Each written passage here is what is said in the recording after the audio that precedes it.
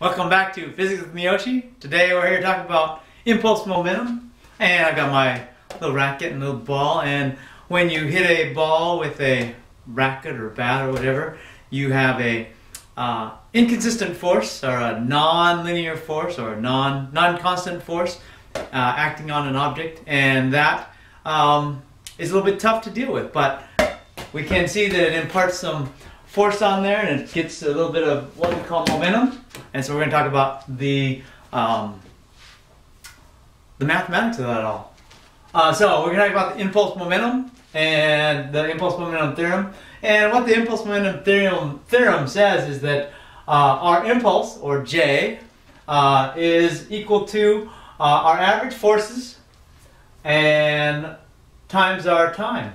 And we know that the average force is a vector, and so is our impulse. And that guy right there is our impulse momentum theorem. And that gives us a way to determine the velocities of objects and a bunch of other stuff. So the units are newtons times second, because we know force is in newtons, and we know seconds are how we measure time. And if we look at that, that's also kilogram times meter per second squared is our newtons, and then we multiply that by second and we get kilogram meter per second. And we'll see in a moment that that's the same as what we would get with momentum. So, matter of fact, let's go there now. If we look at the momentum is merely a quantity. You're going to have to remember this, but momentum, we're designating that with P. It's a vector quantity also. And linear momentum, as opposed to rotational momentum or any other type of momentum, is equal to our mass times the velocity. So if we have a mass, whatever it happens to be, and it's got some velocity, it's got momentum.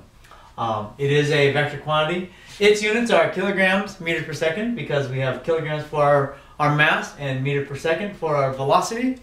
And you can see that these units are the same, and that's where the impulse momentum theorem comes in.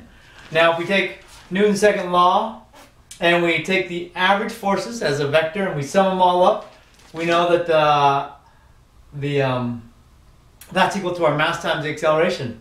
And we know that the acceleration is, and this is just the average acceleration as a vector. We know the average acceleration is v final minus v initial divided by our time.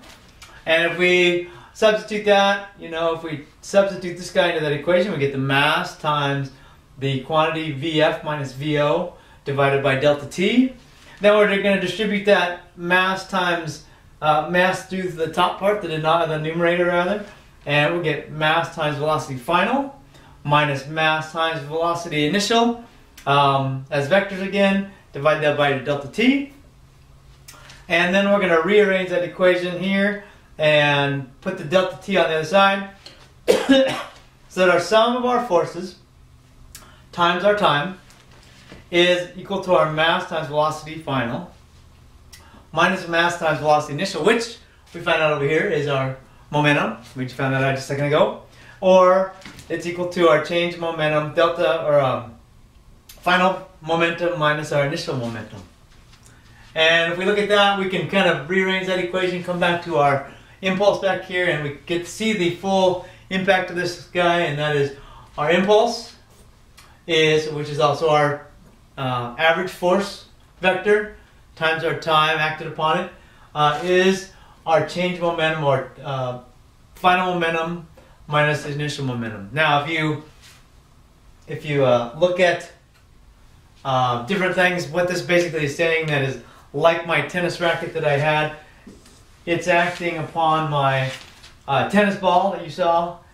It's acting on that not at a constant time. So if this is my time and this is my force as a function of time, the force acting on my ball is not constant.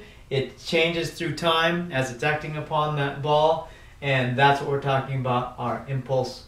That's our force is changed, and the average, if you will, our average force is something like that. And so the area under our curve times our time, or area under our curve is really our our momentum, or our impulse here, and that's going to be equal to our change in momentum. And that is what gives our ball, in this case, its velocity. So, a little bit about impulse momentum and the impulse momentum theorem. Thanks for tuning in. We'll see you next time for more physics with Miyoshi.